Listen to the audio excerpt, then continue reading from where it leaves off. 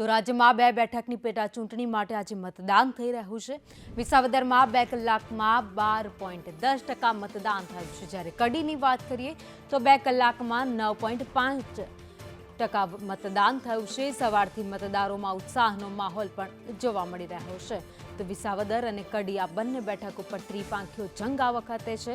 ભાજપ, કોંગ્રેસ અને આમ આદમી પાર્ટીના ઉમેદવારો મેદાને છે, ત્યારે મતદારોમાં પણ ઉત્સાહ સાથે મતદાનનો દોર અત્યારે ચાલી રહ્યો છે। એક પછી એક મતદારો મતદાન કરવા માટે પહોંચી રહ્યા છે। પોતાના વિસ્તારમાં કેટલો વિકાસ થયો છે તેને ધ્યાને રાખીને ખાસ મતદાન કરતા હોવાનું મતદારોનું કહેવું છે। તો વિસાવદરમાં આ વખતે આમ આદમી પાર્ટીમાંથી ગોપાલ ઇટાલિયા મેદાને છે, જ્યારે કોંગ્રેસમાંથી રાણપરિયા અને ભાજપે કિરીટ પટેલને મેદાને ઉતાર્યા છે।